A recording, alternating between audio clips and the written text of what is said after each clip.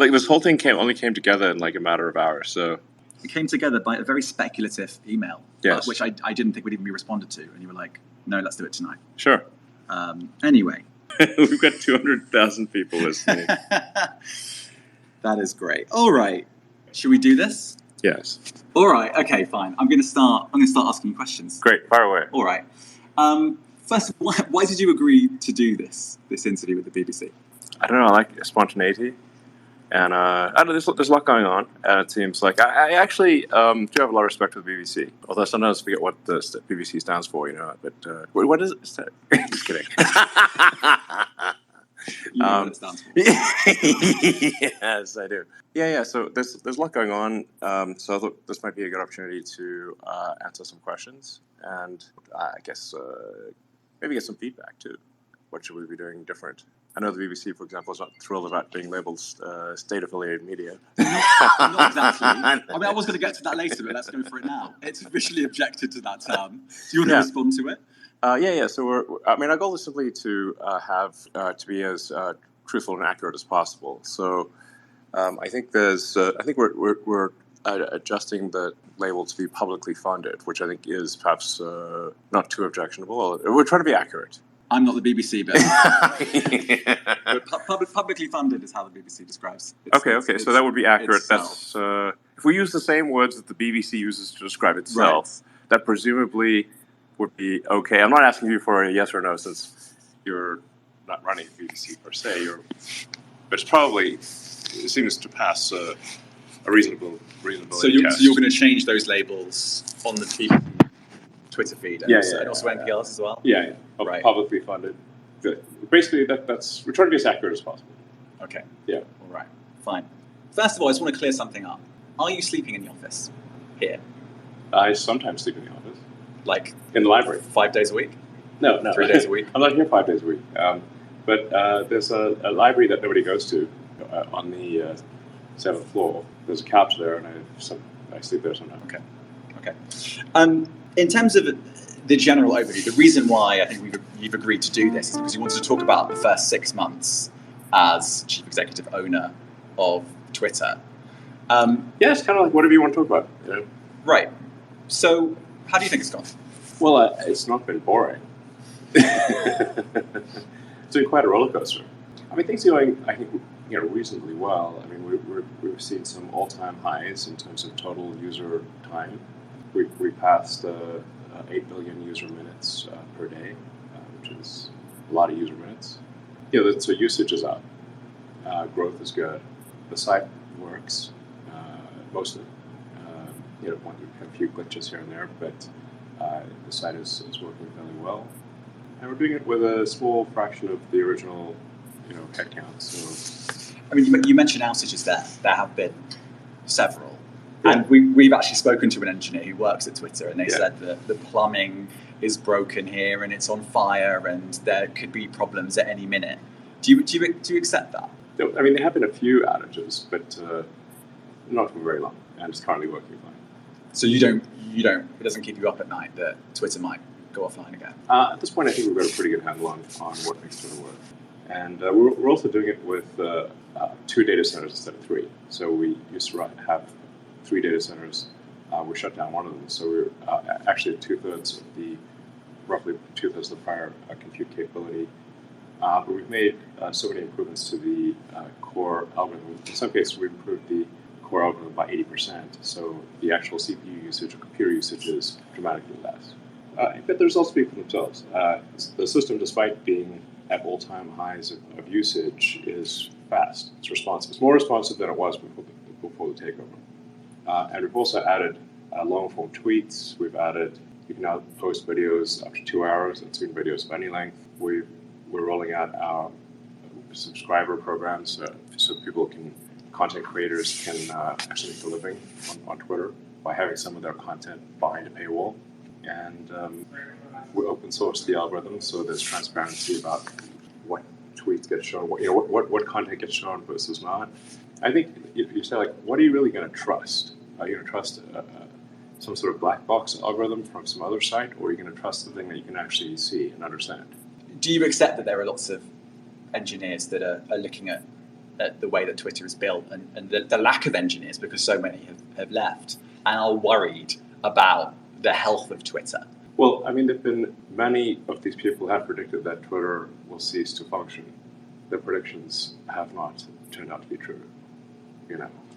Insert Mark Twain saying,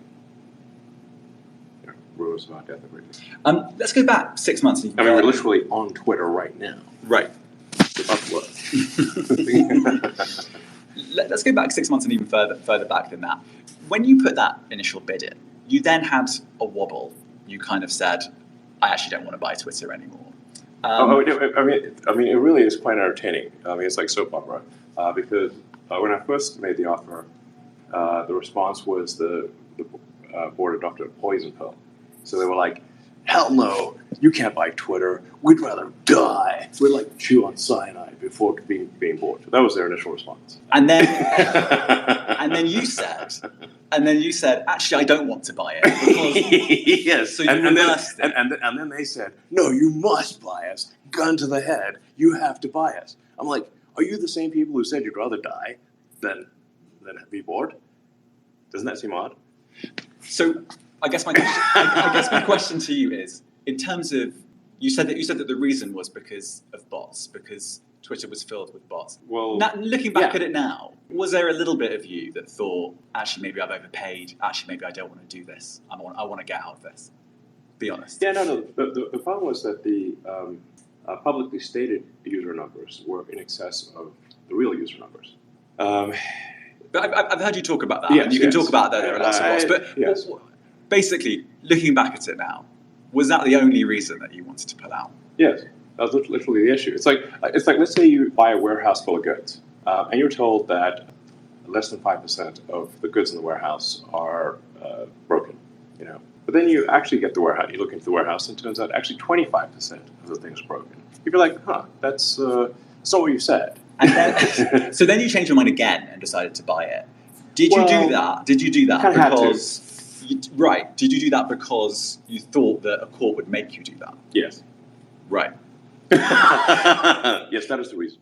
Right. So you were still trying to get out of it, and then you just were advised by lawyers, look, you're going to have to buy this. Yes. Interesting. So you actually, so you didn't actually want to purchase it, even when you said you were going. You were going to, really. No, I mean, like let's say, I think the analogy is pretty close. Like, let's say, it's like there's a warehouse full of goods. They say the warehouse, less than 5% of what's in the warehouse is broken. Walk into the warehouse and say, actually, it's 25%. So you might still want to buy what's in that warehouse, but probably at a lower price. You're not buying the stuff that's broken. So you didn't have an epiphany. You just thought, I'm gonna have to buy this. I might as well buy the bullet. Yeah. So then you walked. It's not super complicated. Right. I'm not sure you've said that before. Oh, fair enough. So then you came into Twitter. Cue a whole bunch of court cases. You said this in the BBC interview. So you then came into Twitter with a sync. What were your first impressions? Well, I thought, wow, this is a really nice office building. And expensive. Yes. A very expensive office building. Great decor. It's a lovely place. I mean, and definitely spending money like it's going out of fashion, which it isn't quite going out of fashion yet. No, I mean, the gravity of the situation is perhaps not well understood. At the point at which the company, the transaction closed, Twitter was tracking to lose over $3 billion a year. And had $1 billion in the bank. So that's 4 months to death. So this is your starting position. How would you feel? Pretty tense. You also had to borrow quite a lot of money and pay interest on that too. Well, that's part of why it was the $3 billion run rate. So in rough numbers, a normal year Twitter would do, let's say $4.5 billion in revenue, $4.5 billion in cost. I mean, it was really kind of like a non-profit. They'd run it at roughly break even. Now, but that's not bankruptcy. You're not saving that company from bankruptcy. No, it's breaking even. But then the issue is that if you then add $1.5 billion in debt servicing and have a massive drop in revenue, which we did, which was partly cyclic and partly political concerns and whatever. So revenue dropped by over a third. It's not, and this is not just Twitter. Facebook and Google also seen some significant advertising revenue declines. It's been a little higher at Twitter, but most of the advertisers are coming back. So I think we'll be back where there's a cyclic demand drop, which is still pretty significant. But in rough numbers, revenue dropped from $4.5 billion to $3 billion. Expenses went from $4.5 billion to $6 billion, creating a $3 billion negative cash flow situation, and Twitter having $1 billion in the bank. That's 4 months to live. So unless drastic action was taken immediately, this company's going to die. And beyond let's talk about that drastic action, because almost immediately you sacked a lot of Twitter workers. And I spoke to them. It was very easy to speak to them when it happened. And the way they said, pretty much everyone said, is that it felt quite haphazard. It was. And it felt a little bit uncaring. I wouldn't say uncaring. The issue is like the company's either going to go bankrupt, or if we do not cut costs immediately. So this is not a caring, uncaring situation. It's like if the whole ship sinks, then nobody's got a job. Right. Yeah. But a lot of people just lost their jobs like that. And they weren't. They didn't even know they'd lost their jobs often. They were just frozen out of their accounts. What would you do? Well, you might want to give someone some notice. I mean, you might. It's, by the way, I'm not running Twitter, but I know. But this is the criticism, and this is what staff members say. A little bit of notice. No, I understand. You have 4 months to live, 120 days. In 120 days, you're dead. So what do you want to do? How much are you worth? I don't know. But we're talking about around the $200 billion mark. I mean, it's not quite. You're framing it in a way that it had a few months to live. You're quite a rich man. I sold a lot of Tesla stock to close the deal. I did not want to sell the Tesla stock. Okay. Do you have any regrets on the way that some of the staff were let go? I mean, people were given 3 months of severance, some cases more.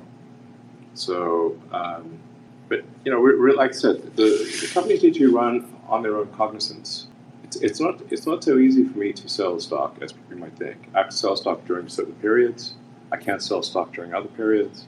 So there are only brief windows where I can sell Tesla stock, and then this is often taken as some lack of faith in Tesla. And in fact, the Tesla stock sales caused the Tesla stock to plummet, which is not good. Do you think those two were connected? Well, the people couldn't parse the difference between I'm selling Tesla stock because I've lost faith in Tesla, which I haven't, or that it's desperately needed for Twitter.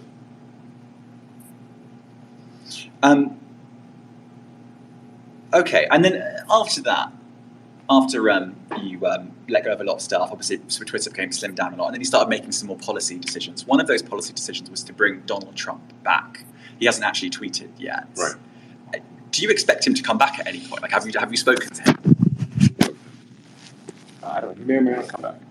But the point is that Twitter should be a town square that gives equal voice to the whole country and ideally the whole world. It should not be a partisan politics, and the more partisan politics that are very far left of the spectrum. San Francisco Berkeley politics normally is quite niche, but if Twitter effectively acted as a megaphone for very niche regional politics and megaphone that to the world. So, in order for something to serve as a digital town square, it must serve all people from all political persuasions, provided it's legal. Close to half the country voted for Trump. I wasn't one of them. I voted for Biden. But nonetheless, free speech is meaningless unless you allow people you don't like to say things you don't like. Otherwise, it's irrelevant. And if at the point at which you lose free speech, it doesn't come back. I think the issue some people have is that a lot of people were brought back. I mean, some people were brought back who were previously banned for spreading things like QAnon and conspiracies. You have people like Andrew Tate who were brought back, who were previously banned for things like hate speech.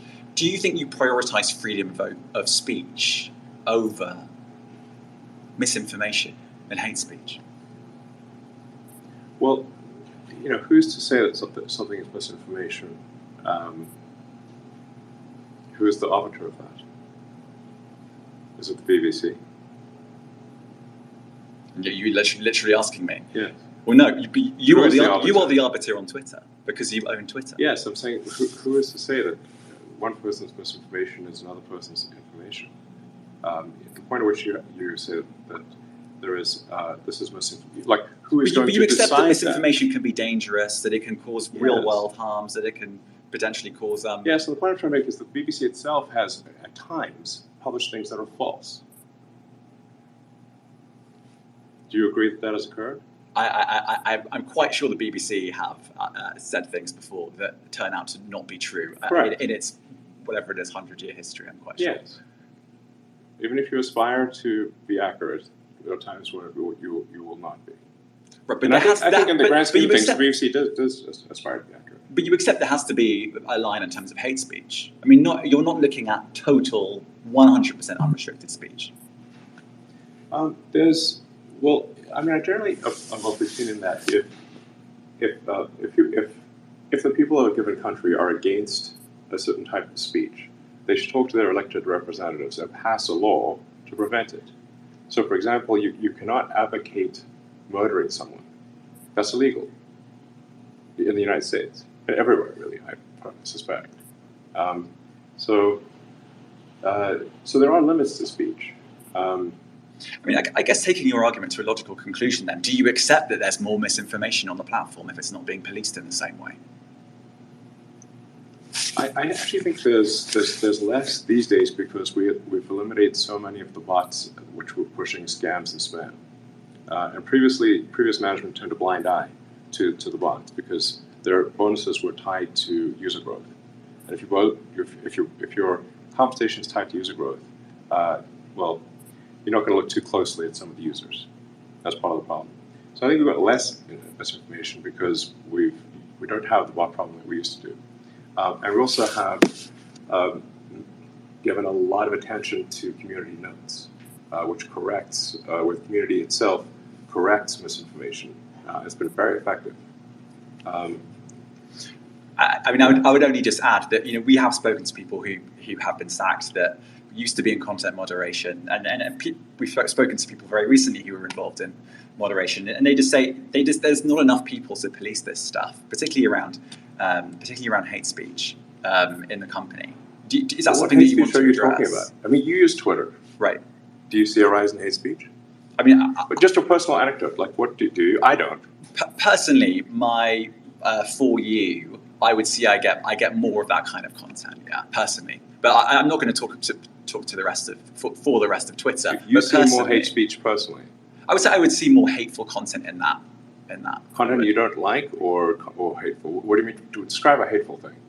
Yeah, I mean, just content that will solicit a reaction, something that may include something that is slightly racist or slightly sexist, those kinds of things. So you think if something is slightly sexist, it should be banned? No, I'm not saying anything. I'm just curious. I'm trying to understand what you mean by hateful content. And I'm asking for specific examples. And you just said that if something is slightly sexist, that's hateful content. Does that mean that it should be banned? Well, you've asked me whether my feed, whether it's got less or more. I'd say it's got slightly more. That's why I'm asking for examples. Can you name one example? I honestly don't use. Honestly, I don't. Can't name a single example. I'll tell you why. Because I don't actually use that for you feed anymore. Because I just don't particularly like it. And actually, a lot of people are quite similar. I only look at my followers. You said you've seen more hateful content, but you can't name a single example, not even one. I'm not sure I've used that feed for the last 3 or 4 weeks, and how did you see the hateful content? Because I've been using Twitter since you've taken it over for the last 6 months. Okay, so then you must have at some point seen that you hateful content. I'm asking for one example. Right. You can't give a single one. And I'm saying I say, sir, that you don't know what you're talking about. Really? Yes, because you can't give me a single example of hateful content, not even one tweet, and yet you claimed that the hateful content was high. Well, that's false. No, what I claimed. What I claimed was. There are many organisations that say that kind of information is on the rise. Now, whether it has on my feed or not, I mean, right? And you can look at something like the Strategic Dialogue Institute in the UK. They will say that. So people will say all sorts of nonsense. I'm literally asking for a single example, and you can't name one. Right, and as I've already said, I don't use that feed. But then how would you know that? I don't think this is getting anywhere. You literally said you experienced more hateful content, and then couldn't name a single example. Right, and as I said, that's absurd. I haven't actually looked at that feed. Then how would you know there's hateful content? Because I'm saying that's what I saw a few weeks ago. I can't give you an exact example. Let's move on. We only have a certain amount of time. COVID misinformation. You changed the COVID misinformation. Has rules. BBC changed its COVID misinformation? The BBC does not set the rules on Twitter, so I'm asking you. No, I'm talking about the BBC's misinformation about COVID. I'm literally asking you about, you changed the labels, the COVID misinformation labels. There used to be a policy, it then disappeared. Why do that? Well, COVID is no longer an issue. Does the BBC hold itself at all responsible for misinformation regarding masking and side effects of vaccinations, and not reporting on that at all? And what about the fact that the BBC was put under pressure by the British government to change its editorial policy? Are you aware of that? This is not an interview about the BBC. Oh, you thought it wasn't? I see now why you've done Twitter Spaces. I am not a representative of the BBC's editorial policy. I want to make that clear. Let's talk about something else. You want to talk about the BBC? All right, let's talk about something else. You weren't expecting that. Let's talk about something else. Narendra Modi. The BBC did a documentary about Narendra Modi and his leadership during the riots in Gujarat. We then believe that some of that content was taken off Twitter. Was that at the behest of the Indian government? I'm not aware of that particular situation. So you're not sure? I don't know. I don't know about that. What exactly happened with some content situation in India. The rules in India for what can appear on social media are quite strict, and we can't go beyond the laws of the country.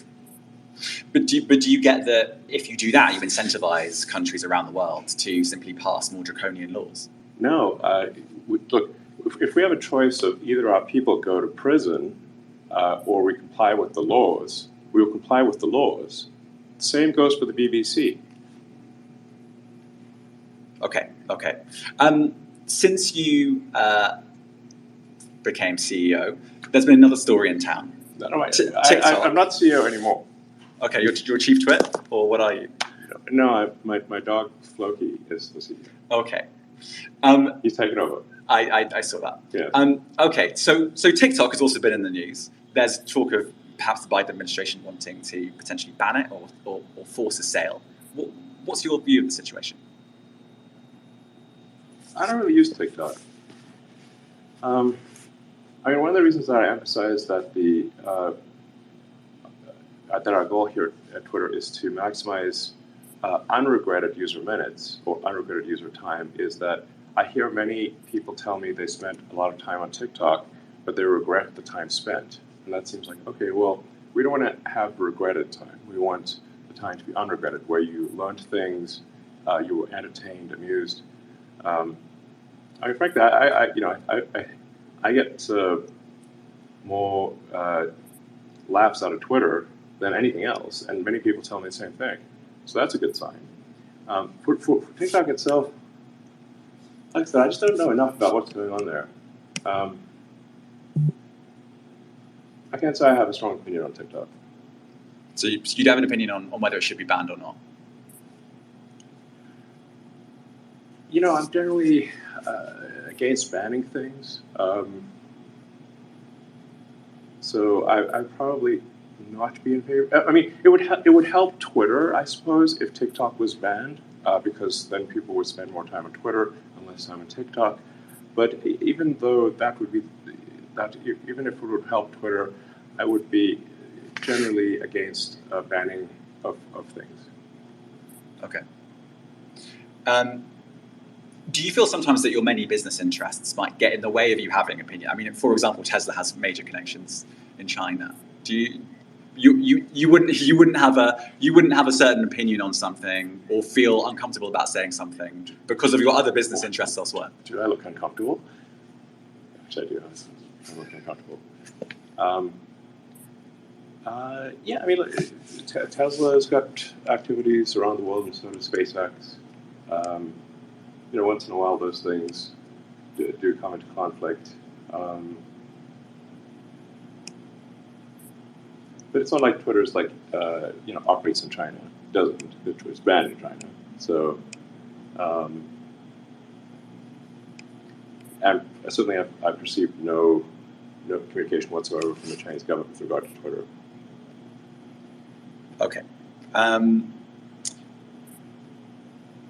In terms of advertising, obviously Twitter's not a private company anymore, so we don't really know how it's all going. Have all the advertisers come back? Not all, but most.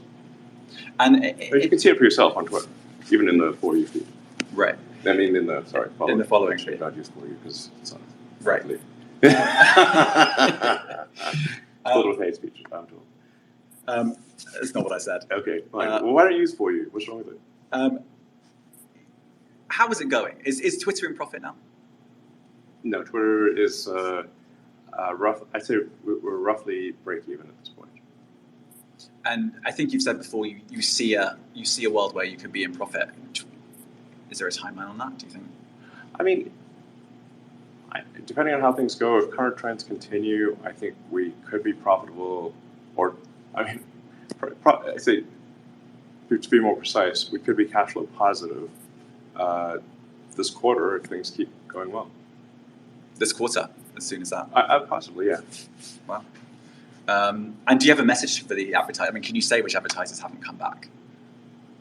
I think almost all of them have either come back or said they're going to come back. There are very few exceptions. Can you say any of the exceptions? I actually don't know of anyone who said definitively they're not coming back. They're all sort of trending towards coming back. But there are some that just haven't. Jump in, the water's warm. It's great. That's your message to the advertisers who haven't come back. Yeah, I mean, look, if Disney feels comfortable advertising children's movies, and Apple feels comfortable advertising iPhones, those are good indicators that Twitter is a good place to advertise.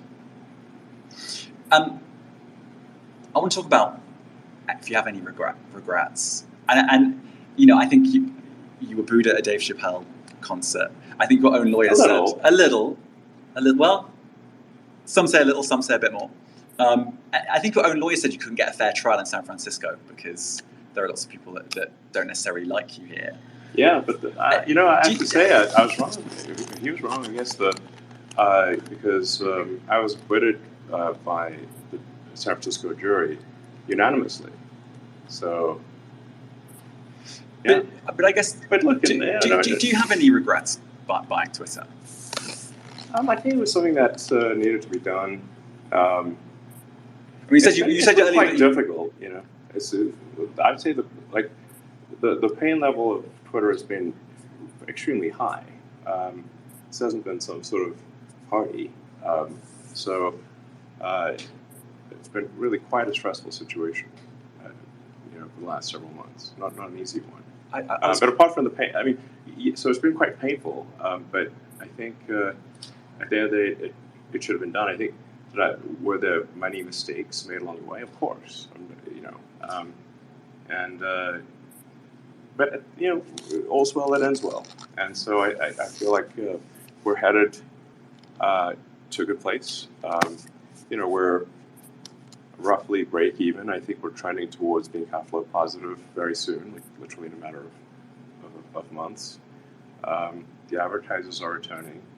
I think the quality of recommended tweets has improved significantly, and we've taken a lot of feedback from people that have looked at the open source recommendation algorithm, and we've made a lot of improvements even since that was made open source, and we're going to keep doing that. So overall, I think the trend is very good. So, I mean, it was actually something I was going to ask you. You mentioned the pain, but you actually tweeted, I think in February, you said the last 3 months have been extremely tough. I wouldn't wish that pain on anyone. Are you talking emotionally there? I mean, yeah. Can you explain? I wasn't stabbed or anything. Right. Like but some people around here, it's just dangerous neck of the woods we're in. It is, or it can be. But can you just talk me through the emotional strain of this?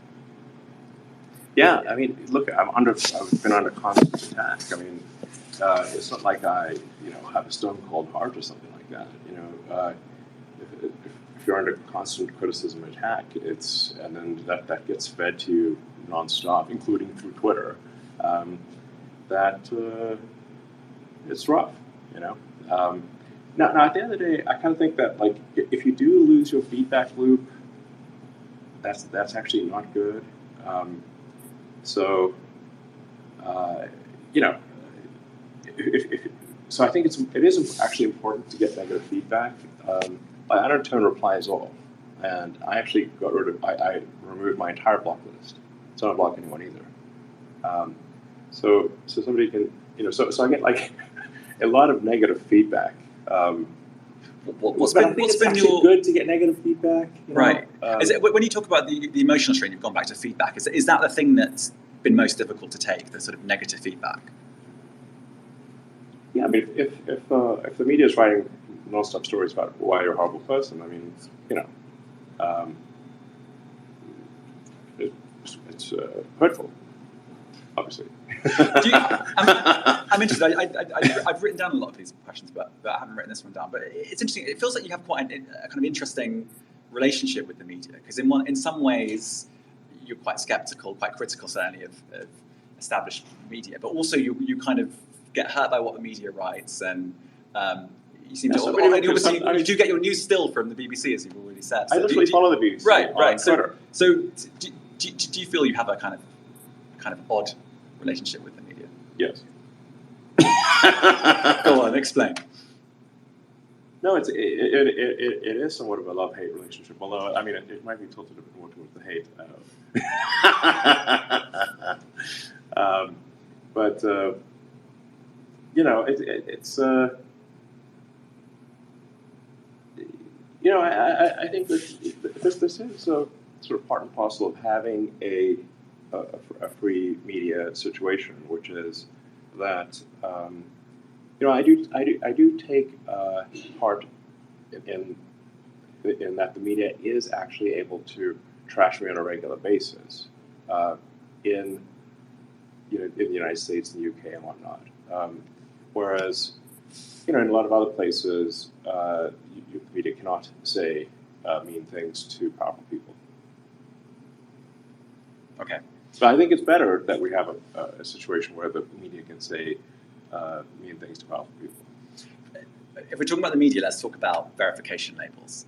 You obviously want to create another revenue stream that's subscription-based. Is verification the way to do that? Because we have a kind of a situation at the moment where the New York Times doesn't have a verified badge, whereas anyone else who can pay whatever few bucks a month can. Can that be right? Is that what you envisaged when you bought Twitter? I must confess to some delight in removing the verified badge from the New York Times. That was great. Anyway, they're still alive and well, so they're doing fine. But on a serious note, it could flame disinformation again if you have verified accounts that are from anyone who can pay money. They go up to potentially the top of feeds. They get more action on Twitter, and traditional media that may not pay for verification doesn't. Do you see how that could potentially be a driver of misinformation? Well, I mean, I think the media is a driver of misinformation much more than the media would like to admit that they are. I mean, that's a different question.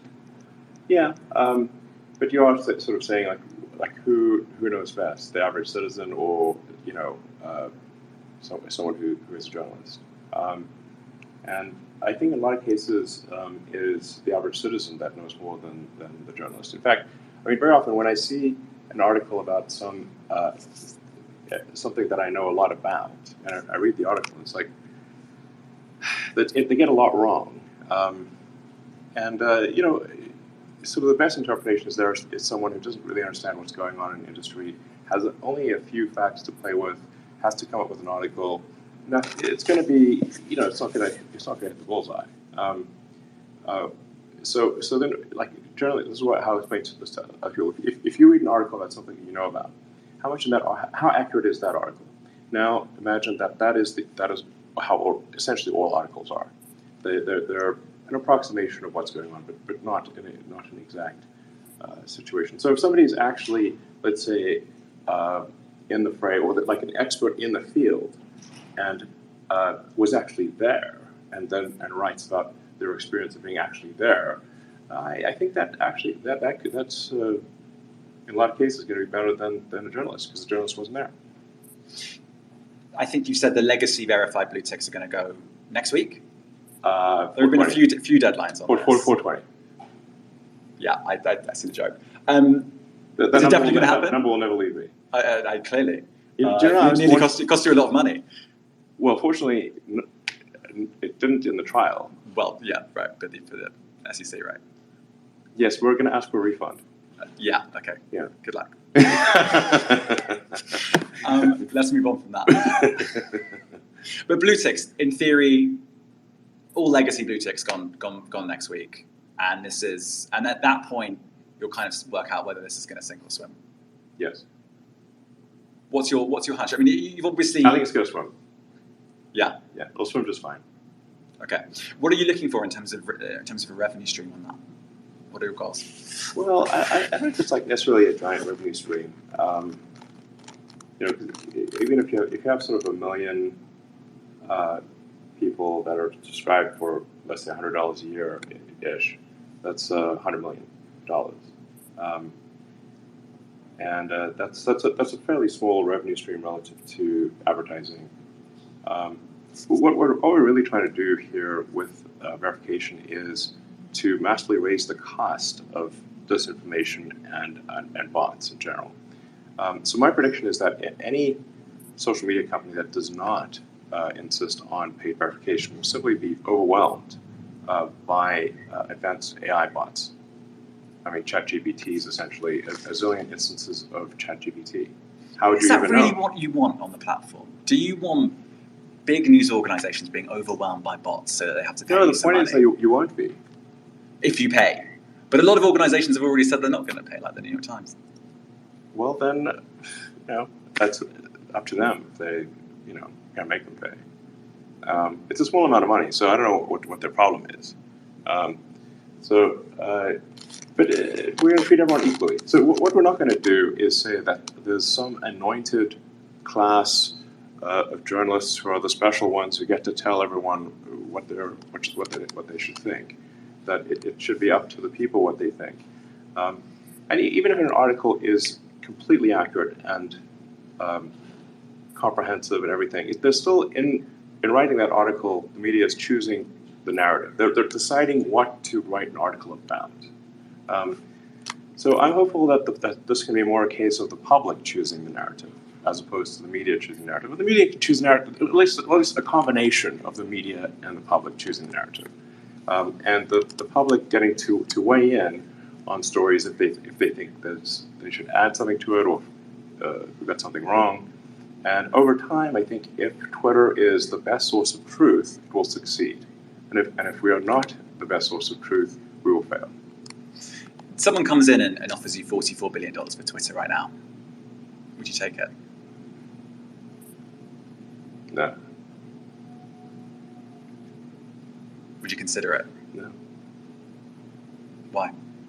I think about it. It depends on who. I suppose if I was confident that they would pursue, they would rigorously pursue the truth,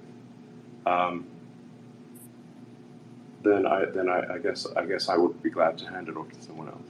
I don't care about the money really, but I do want to have some source of truth that I can count on, and I hope that's our aspiration with Twitter, is to have a source of truth that you can count on. It's also real time. It's an immediate source of truth that you can count on, and that gets more accurate with time as people comment on a particular thing. Well, if you don't care about the money, you could just give it to someone that you think is a good person to run Twitter. Who do you think that might be? I'm not the boss of Twitter. No, but you might still have an idea.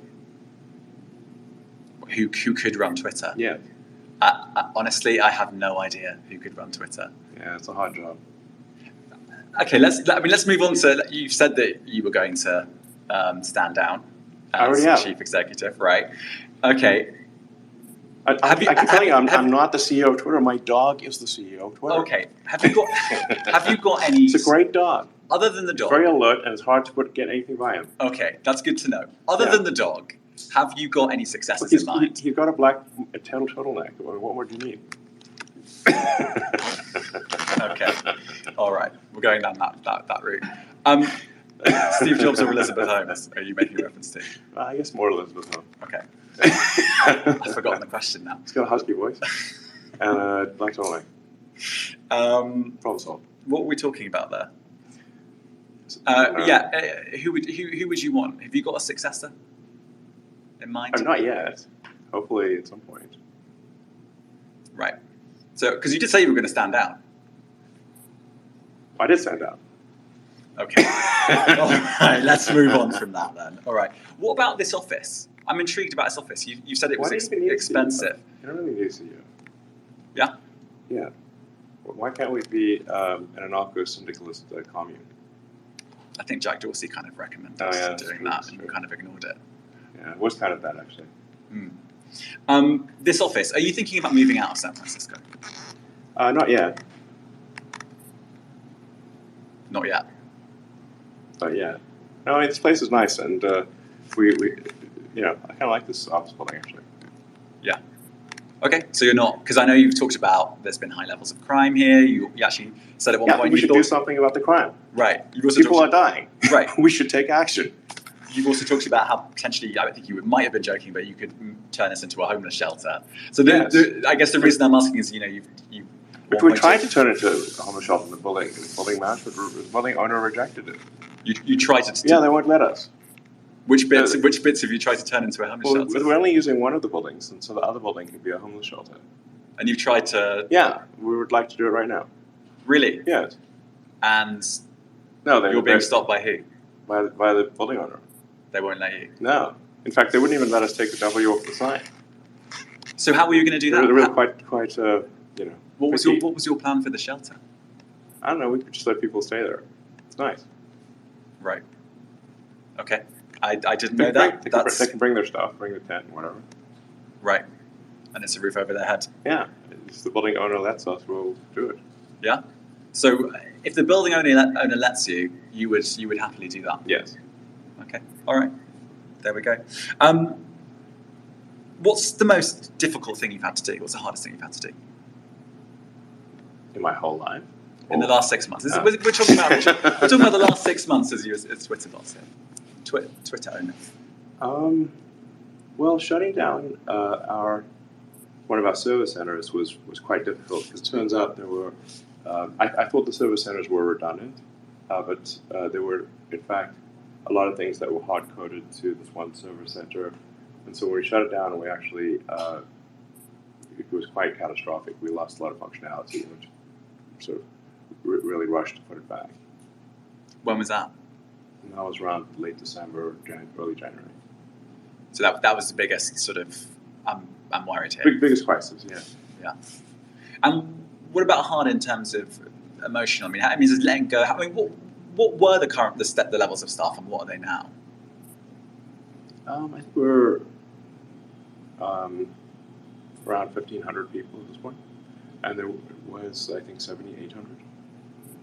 What was that? So I think it was around just under 8,000, and 8,000. we're about 1,500 right now.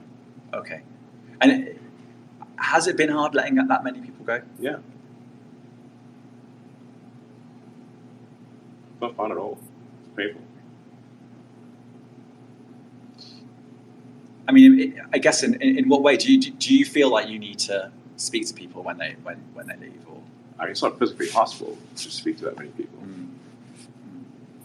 Has that? I mean, you talked about that being the most technical bit. Has that been sort of the hardest thing emotionally, or is it? It's one of the hardest things, certainly. Yeah. The Nancy Pelosi tweet. We'll go right back to the start. But there have been. That is an example of a few. There have been others. Do you feel like you're an impulsive person? I mean, have I shot myself in the foot with tweets multiple times? Yes.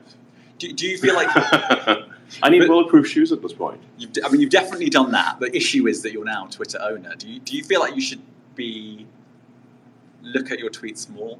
You have a higher responsibility when you tweet something out for it to be accurate? I think I should not tweet after 3 a.m. That's the rule. Yeah, well, maybe 2 a.m. That's the new rule. Yeah, something like that. Okay, so there's a blanket ban. I shouldn't. What are your Twitter rules? I mean, I've heard some people say never tweet when you've been drinking, or never tweet when angry. What are your Twitter rules? Well, I think those are two good rules. Yeah, don't tweet if you're wasted, or really upset about something. Probably.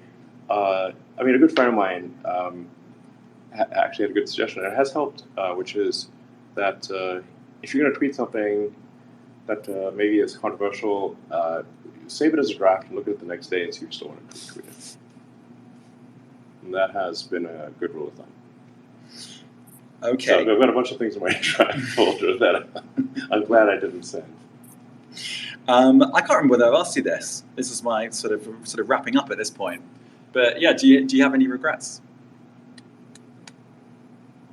What was like hindsight's 2020, so a bunch of decisions that could have been made better for sure. But as I said, all's well that ends well. I think it's gone pretty well. So in the grand scheme of things, I can't complain. Okay. I'm going to just check my list of things to make sure I've actually. Maybe this is something that people on the Twitter want to say. Ask, we could ask them. That's on you. There's 680,000 people listening. There you go. That's a lot. That is a lot. Let's see. How do we see? Okay.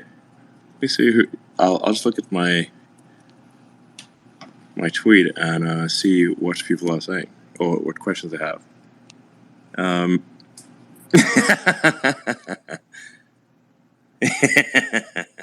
Do you like the BBC? Do you like BBC? Okay, yeah, we're not going to do this. I can't interview you. Obviously, I work for the BBC. So Okay, do you like BBC? I know. I see what you're doing. I'm not going to respond to that. Okay, I think we can finish the interview there. If you want to continue, thank you very much. Well, come on. This. I really appreciate it. Surely you like BBC. Come on. I'm not engaging. All right, Elon. It honestly has been a pleasure. Talking to you. It really has. And if you want to carry on answering questions on this, then go for it. But I'm not going to. Okay. Well, I'm just trying to see if there's like any good. There's a lot of comments here. I can imagine. Anyway, so it's nice to be interviewed by the BBC. I have a lot of respect for the British Broadcasting Corporation. When did you say when the actual label's going to go public? Oh, is it? Do we still say state media or whatever? Oh, it says government-funded media currently, as opposed to publicly funded media. Well, I guess probably we can make that change tomorrow if you'd like. It's up to you. It's up to you. But we'll expect that tomorrow. I mean, do you have any requests on a personal level, or you can't speak on a personal level? No, I don't. Okay. Yeah. I think we've established that. Go on, what questions are people asking you? Go on.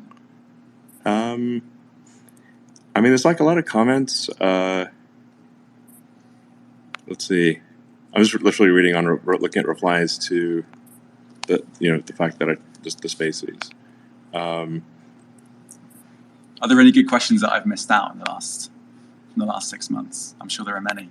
I mean, people generally seem to like this interview, as far as I can tell.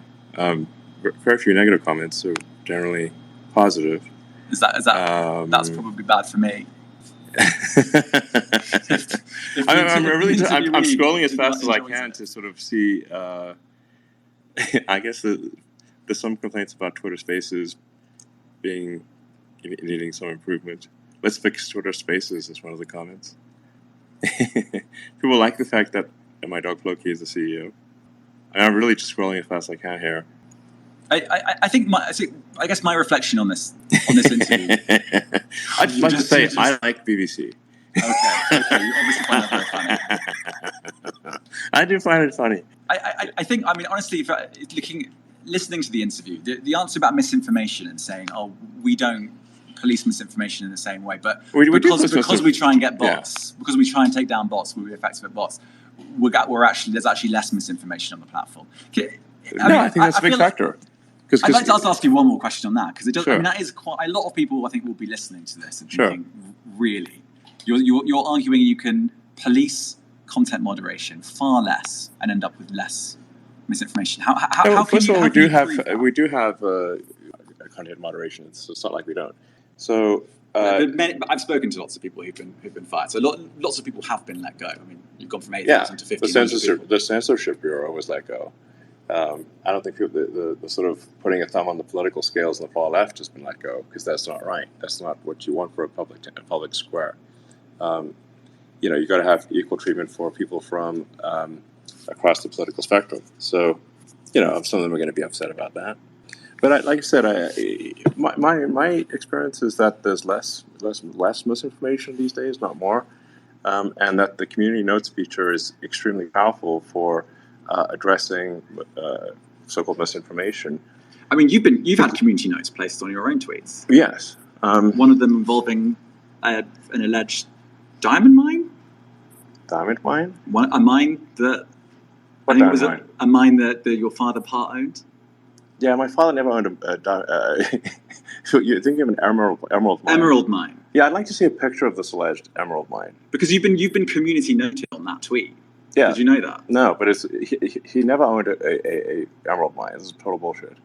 Not even a 50% stake. No, because in community notes. But first of all, okay. Do you think something like an emerald mine would have like some sort of property register? There'd be like a picture of it. It's not like you can say, "Oh, that's my mine." These things are hotly debated. If you've got something valuable, you have to have some property record, like a house, but much more important than a house. And yet there is no property record whatsoever. There is no picture of this mine whatsoever. It doesn't exist. It's fake. So it's a really good example then, because there is a community note on that tweet that says, you said this thing on the X day, blah, blah, blah. So in that instance, the community notes didn't work. So you're saying that that's a way of solving misinformation, but you're literally saying one of those community notes is wrong. The community note may be referring to a thing where I went on a trip with my father to Zambia, but I never saw any mine or anything. So there's no mine. I'm not right, but at this point, I'm just saying the community note says it is. So you're saying it's this big, great panacea, but yeah, it's literally on your own tweet, the community notes, according to you, are wrong. If they're referencing an article, then the article may not be wrong, but they're still representing. But community notes is not going to be perfect, but it's the batting average of community notes I found to be extremely high. Right. So community notes plus getting rid of millions and millions of bots every day, I guess. That's what we're talking about. Yeah. That's what you think is tackling misinformation over content moderation. And I think that's the bit that a lot of people will go, really? Really? Yes, really. Look, the acid test is people will use the system and find it to be a good source of truth, or they don't. And no system is going to be perfect in its pursuit of the truth. I think we can be the best, the least inaccurate. That's our goal, the least inaccurate. And I think I think we might be there already. If we're not there, we'll be there soon.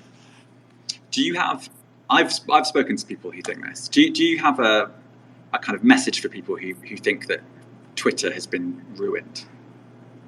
Well, we have all-time high usage, so I don't think it has been. Some people think it has been. I'll tell you that. Yes, well, they're probably the same people who predicted that Twitter would cease to exist, and their predictions have turned out to be false. Okay. I'm not going to ask you whether you think it's been ruined, because obviously you're not going to No, I think it's great. Yes. That's way better. Better by a lot. I'm done with this interview. It sounds like you don't want to take any questions from your legions of fans. So, I mean, I was just looking for, questions. You got any questions? Yeah, here's the